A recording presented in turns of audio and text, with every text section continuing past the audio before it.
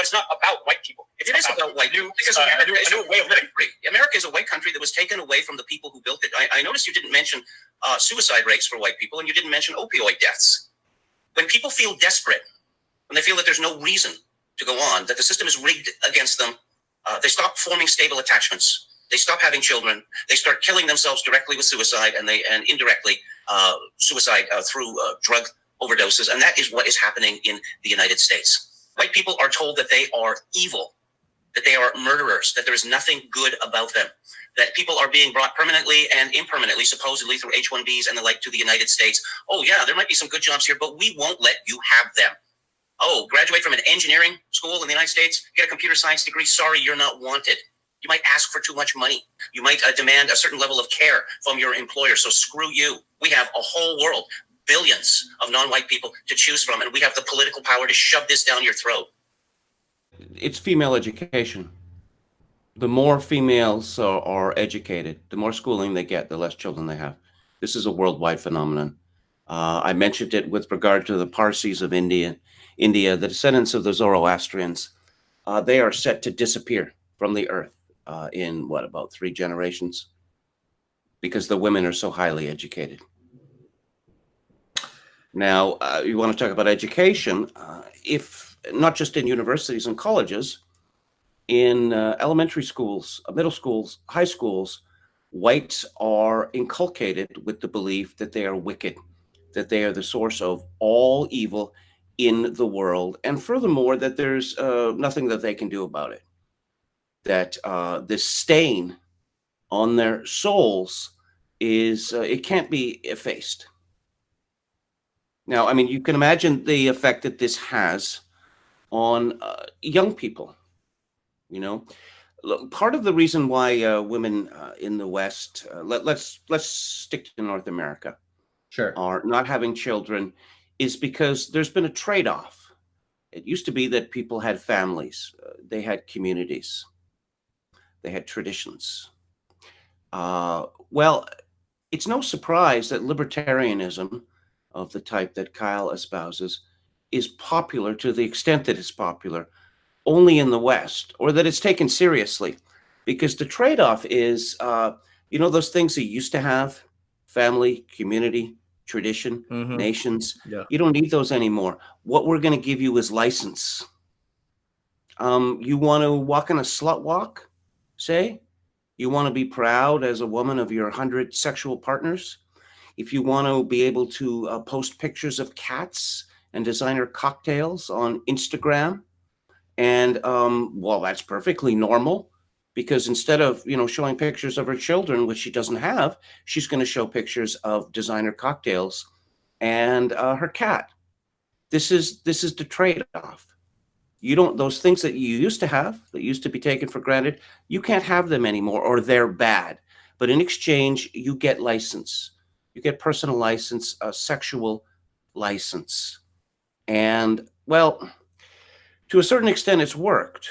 But, of course, the danger is if the system, if the economic system can no longer provide the stuff, then there's nothing left. Nothing left whatsoever. People have talked about, well, what if there's another Great Depression in the United States? Well, I mean, the United States managed to muddle through the Great Depression, right? Yeah. Well, the Great Depression ended only with the Second World War, because Franklin Roosevelt failed at ending. Actually, things got worse in the late 1930s. But let's look at the America that existed then. America was back then largely a God-fearing nation of people who did not expect much. Neither of those conditions obtains today. Kevin, on our YouTube video, because we use the title The Great Replacement, YouTube now pops up above our video title a link to Wikipedia and a description to the Wikipedia entry, The Great Replacement Conspiracy Theory. And here's the first paragraph from Wikipedia. The Great Replacement is a right-wing conspiracy theory which states that the white Catholic French population and the white Christian European population at large is being systematically replaced with non-European people, specifically Middle Easterners, North Africans, and Sub-Saharans, through mass migration and demographic growth that associates the presence of Muslims in France with potential danger and destruction of French culture and civilization. The conspiracy theory commonly apportions blame to a global and liberal elite. such as Brussels and the European Union, which is portrayed as directing a planned and deliberate plot or scheme to carry out the replacement of European peoples. The theory has been popularized by René Camus. This notion of replacement or of white genocide is echoed throughout the rhetoric of many far-right movements in the West. Would you say that's a fair and balanced Wikipedia description, Kevin? I'm pleased to see it because it describes exactly what is happening, but calls it a conspiracy theory. And look, people see that sort of thing, and they begin to realize the way that the world works now. That how many fingers? How many fingers do you see, Winston? You're not getting it yet, Winston. How many fingers? Right. Okay. The issue is I mean, when you're going to allude to decreases in life expectancy and call them a genocide, then you have to look at the broader picture and how life expectancies have skyrocketed in the past several decades. So if this tiny decrease in life expectancy is a genocide, then what was that gigantic increase? And likely you're going to see a return to this trend without a return to the old politics. So are you going to, at that point, are you screwed? Are you going to stop talking about genocide, or are you going to keep talking about genocide? I believe I'm talking about genocide because it's happening, and that vast increases in longevity happened before the Great Replacement got underway. So to get you on record, do you think the life expectancy is not going to go up? Like you think that in 2030 you're not going to have a higher life expectancy for white males than you did in 2019? No, life expectancy is going down. Life expectancy is going to go down for all sorts of reasons. One of the reasons, as I have mentioned on this show previously, is that the money does not exist to keep the boomers alive within a certain age, and euthanasia, official or otherwise, is going to become a commonplace. And I don't believe that we are on the eve of a genocide or of a destruction of the lifestyle of Americans. So it's already happened. It's already happened, Kyle. Every so often you start sounding reasonable, and then you just go crazy.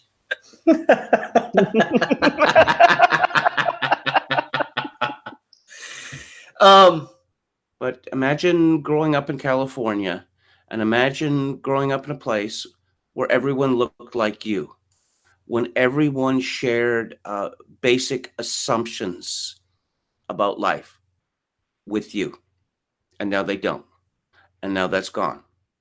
And that you're told, say, not just that you're worthless generally as being white, but also that foreigners are better than you, that they work harder, that they're more entrepreneurial. Okay, what about these H-1B people? Oh, well, no, you see, that's just a question of efficiency, you see? I mean, employers can get workers at lower cost and lower benefits. Yeah, okay, I understand how that helps the employers. How does that help me? How does that help people like me? And the answer is that's none of your business. You're not one of the people making the decisions, so just shut up. What are you, a racist or something? The moral underpinning or justification behind the idea that someone in Appalachia needs to prove that they're economically useful to justify their, I don't know, existence in this country, their status as Americans. Your status as Americans is dependent on your ability to contribute to GDP. I think it's horrific. It absolutely is horrific. But let's assume, Thomas Fleming used to say, what if we could import 100 million Martians? Should we do that? What if these Martians were really smart and hardworking? Should we do that? Now, we're also told that diversity is our strength, and that diversity is a uniquely Canadian virtue. I've joked before that every boutique enthusiasm becomes a defining Canadian characteristic within a decade. Tucker Carlson likes to ask, how is diversity a strength?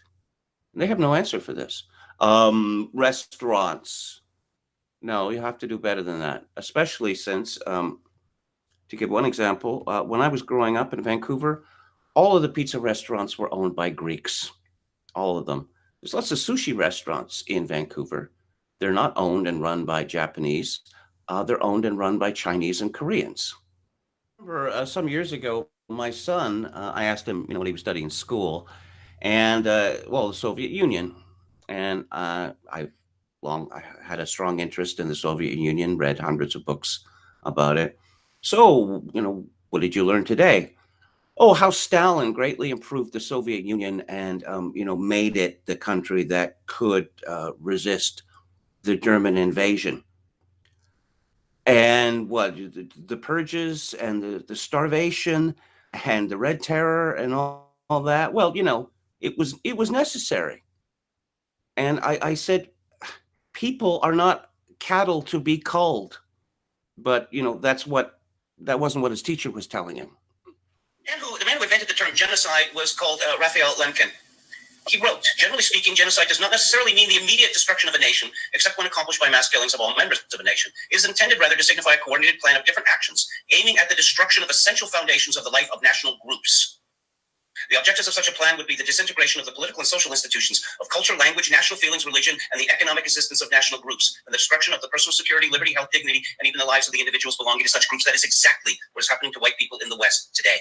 There needs to be a measured response that is based on facts. As soon as you diverge into histrionics, things get worse and worse and worse for the right wing, in my opinion. Raphael Lemkin was a Polish-Jewish lawyer who coined the word genocide and initiated the Genocide Convention. Is he some right-wing wacko, Kyle? I mean, you're talking about how the term was used or how the term was originated many decades ago. I'm talking about how these terms are used in common parlance today. Genocide is used to refer to the Rwanda genocide, to the Armenian genocide, to the Holocaust. It's not generally used to refer to more subtle things that don't involve the mass That's what you're talking about. That's just reality. So What you're talking we'll about. talk about genocide as the mass slaughter of an ethnic group. The Convention on the Prevention and Punishment of the Crime of Genocide was adopted by the United Nations General Assembly in 1948. Yeah, it's talking about popular parlance. It's not talking about some bureaucratic vote in the United Nations. Why, Kevin, is that vote in the United Nations in 1948 so important? There is a meaning to the word genocide, and do we want to have a 5.1 million rule? Because anything you slip in under that wire, then it's not genocide. If you don't kill 1 million people in 90 days, as happened in Rwanda, then anything less than that is genocide. Killing members of the group, causing serious bodily or mental harm to the members of the group, deliberately inflicting on the group conditions of life calculated to bring about its physical destruction in whole or in part, imposing measures intended to prevent births within the group. Yeah, but Kevin, why is that bureaucratic statement by the United Nations? Why are you presuming that to be the definitive word on genocide as opposed to the popular parlance? Is there not a difference between? What is going on with Luke Ford in 2019? Did Kyle capture Luke's heart and convince him of some of these ideas? Or is Luke feeling empowered or emboldened by the presence of Kyle that he can finally express skepticism at the idea that whites have been genocided? I've been watching Luke Ford for a year, and I'm shocked by this question, this idea that white people are not under extreme pressure in the West, and that there is a concerted effort by, global elites, no matter their ethnicity, to displace us in our own nations. You see, after the Second World War, you had two nations, Germany and Japan, which were swallowing up all of these countries around them. So after the Second World War, you have, a plus vote for nationalism, for the idea of nations. Now, with the rise of globalism, nations are thought to be obsolete. The genocide theory and the resolution by the United Nations were possible because at that time, there was a different view of nationhood than exists today. Between what some bureaucracy in 1948 voted on and popular parlance, the popular understanding of the word genocide. Define genocide however you want. And apparently until we start having mountains of corpses on the street, it's not to complain. Okay, Kevin, you're not answering the question. Is there a difference between what the bureaucracy voted in 1948 and the common understanding of the word in 2019? There's a whole scholarship, a vast scholarship around genocide, and it proceeds from what Lemkin wrote. You and Kyle have decided to make an arbitrary definition of this. Like, genocide was not a word that was used until shortly after the Second World War. That it was used to describe attempts to harm nations, to severely harm nations. And now you and Kyle have defined it to mean exclusively mass murder. I haven't defined it as anything. I've asked you repeatedly a question which you will not answer. Because there is a scholarship here which you are ignoring, which you don't know. Okay, I've made my point. You've made yours. Let's get run. This is the use over time of the word genocide. Okay, so we have it didn't even exist before 1945. There are professors in genocide studies now, right? Yeah. It's a word that's used a lot. But you see, it's come to bite back the liberals, because the liberals were, they propagated the use of this word genocide. And so, the word has gone out from the elite, shut it down, stop talking about this. And it would have been better for them to say nothing, because the New York Times runs 2 articles in 2 days. The Washington Post runs a long piece. The Spectator of London, as I mentioned yesterday, go on Google News and search the Great Replacement. it's a meme